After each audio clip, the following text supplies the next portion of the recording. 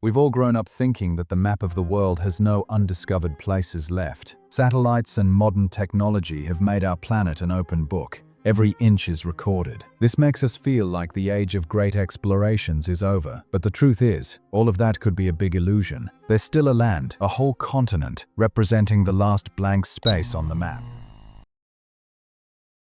Antarctica, the South Pole. Today we look at it as a lifeless, icy desert, just the end of the world. But could all that emptiness actually hide ancient civilizations? Snow concealing a completely different world and history. Could there be forgotten civilizations? Technologies that were thousands of years ahead of their time, and dangerous secrets so great that the enemies of the world agreed to isolate the continent from the rest of humanity? In 2016, satellites were scanning Earth's surface and captured a strange anomaly in the Cirth Mountains of Antarctica. Amid all that white, the satellites caught something unusual. Not a natural mountain with a jagged peak, but a geometric shape, almost perfect. A peak with 4 equal sharp sides converging at a single point. From space, the shape was clear. It was a pyramid. Of course, the scientific community had an immediate explanation. They said it was a natural mountain shaped by snow and wind over the years, but many weren't convinced. Most naturally eroded peaks have 2 or 3 faces at most, rarely 4, and certainly not with precise geometry. This doubt opened the door to other theories. Some say it's not just a natural rock, but a pyramid built by an ancient civilization when Antarctica was still green. Today, the snow only reveals the top of the pyramid. If you put the photo next to the pyramids of Giza or the pyramids of Mexico, the resemblance is terrifying, as if they all came from the same design book written in a lost era of human history. Modern technology revealed more. In East Antarctica, satellites spotted something like a massive gate, a rectangular opening carved into the face of a mountain, perfectly geometric with straight lines and edges. Its darkness hinted at great depth. Some researchers estimated it could fit an entire airplane inside. Scientific explanations tried to argue it might be caused by glacial movement or wind erosion, but another discovery made many doubt this. On a nearby island, satellites captured an image of a wide cave at the base of a mountain. The strange part wasn't the cave itself, but the horizontal, dark lines running parallel and gradually ascending, like stone stairs leading into the heart of the mountain. The stair-like structure is nearly impossible to explain with known geological models, as no natural process could create such precision. To understand the possibility of pyramids, gates, and stairs in that place, we must erase the mental image of Antarctica as a frozen desert and go back in time, way back to a time before the ice. Over 100 million years ago, Antarctica was a warm continent, with temperatures between 13 degrees Celsius and 21 degrees Celsius, a perfect spring climate. Surely these conditions could support a complete ecosystem. Here's the logical question. If the continent was that beautiful, could a civilization have existed there before it froze? Official archaeology rejects this. Humans appeared on Earth around 300,000 years ago at most, while the ice sheet covering Antarctica is estimated to be 14 million years old. Based on that, there's no way the two could have met. Yet history is full of gaps, and what we know is far less than what we don't. Could the history we know be incomplete? Could there be chapters buried beneath the ice? Evidence of Antarctica's green past is more than just theory. The story began over a century ago, in 1912, with the expedition of British explorer Robert Scott. Imagine the scene: men freezing and starving, 500 meters from the South Pole, lost in the ice, and suddenly finding something out of place. A fossilized leaf, a perfect replica of a beech tree leaf that grows in warm lands.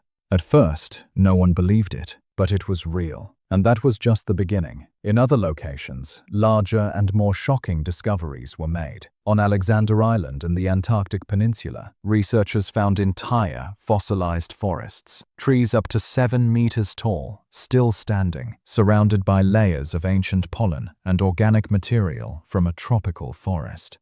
Excavations later confirmed that Antarctica was once covered in tundra vegetation around 12 million years ago. Among all this scientific evidence, a very strange report emerged, whispered within the geological community, that a team of scientists claimed to have found remains of a giant structure near the Double Glacier River, a stone building with pillars and foundations, coins with strange animal symbols, and artifacts with no explanation. The report vanished quickly, and no official body confirmed it, but its existence alone sparked questions. Was buried beneath the ice just some trees, or an entire civilization?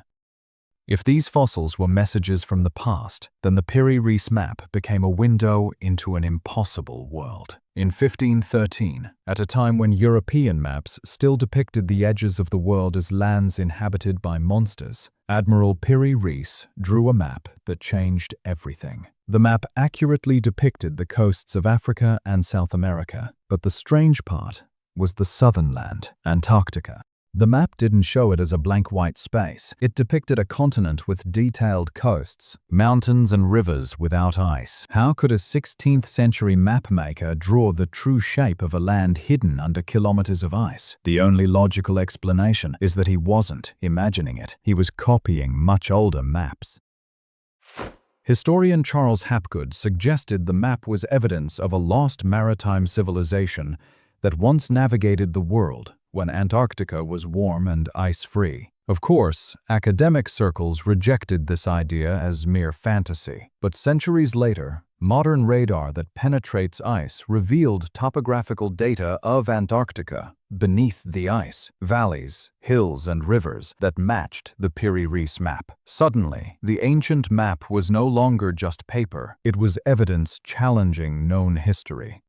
Interest in Antarctica was not just curiosity. Before World War II, in 1938, as the world watched Nazi Germany prepare to conquer Europe, Adolf Hitler personally approved a secret Antarctic expedition. Officially, the mission was economic. They needed whale oil for industrial fats and soaps. In December 1938, the ship MS Schwabenland departed Hamburg in secrecy. On board were scientists, sailors, naval officers, technicians, and a Nazi party representative. Their destination, a region of Antarctica with no declared territory. When they arrived, reconnaissance planes mapped huge areas and dropped aluminum arrows engraved with swastikas to claim the land, calling it New Swabia. By February 1939, before the war began, they had thousands of photos and data. But after that, most of it disappeared, lost in war chaos or deliberately hidden. Was it just whale oil or something more? Some believe the Nazis were searching for a secret base buried beneath the ice, a last fortress.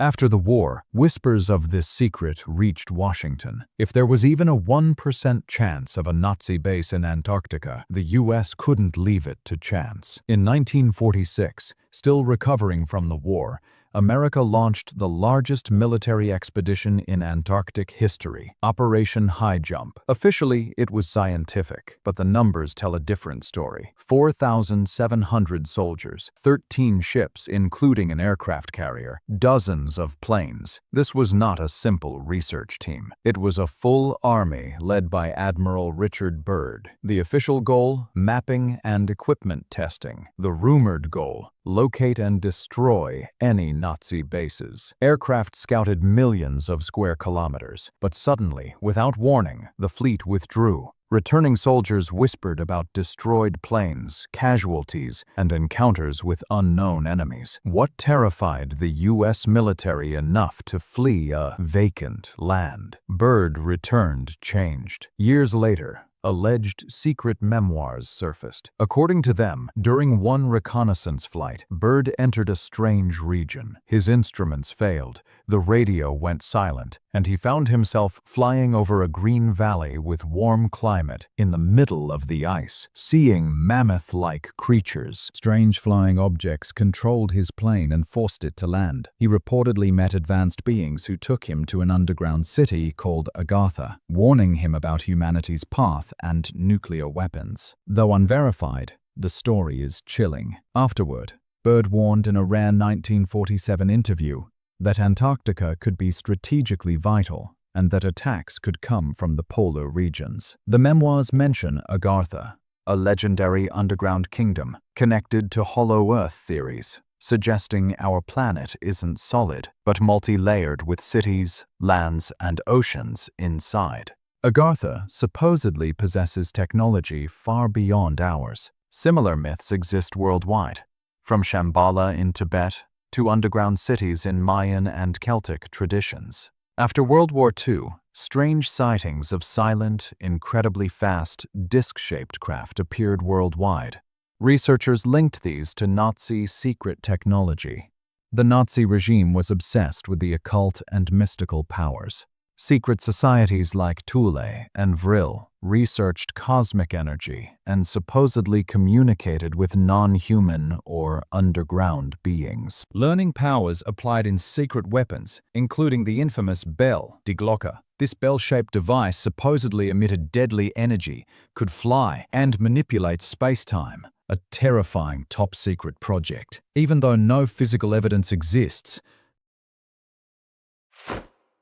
the legend remains a cornerstone of UFO theories. Other Antarctic mysteries. The Ningen, a huge white humanoid creature in Antarctic waters, possibly up to 30 meters tall, and sightings reminiscent of the legendary Kraken, giant sea monsters capable of dragging ships under the water. In 2016, satellites captured massive water disturbances near Deception Island, with shadows of enormous creatures dragging huge fins, sparking comparisons to ancient myths. Why is Antarctica forbidden? The Antarctic Treaty, signed December 1, 1959 by 12 nations during the Cold War, declared the continent protected for science and peace, banning military activity and nuclear tests. On the surface, it's noble, but the timing during nuclear tensions made many question the real reason. Today, access is heavily monitored. Only a few scientists can work there, and tourists are restricted to certain supervised coastal areas. The vast heart of the continent remains nearly unreachable. Some areas off-limits to flights or visitors to protect the environment. The icy prison has a weakness: the sun. Over the past century, warming has caused glaciers to melt and rivers to break into the ocean. This isn't just an environmental disaster, it's a countdown to the greatest revelation in human history. Every meter of melted ice uncovers land hidden for millions of years, potentially revealing the things satellites and scientists have glimpsed: pyramids, gates, stairs, and perhaps evidence of lost civilizations. Will Antarctica turn green again one day? And if it does, will we find just a few trees or a whole new, older, stranger, and possibly more dangerous history?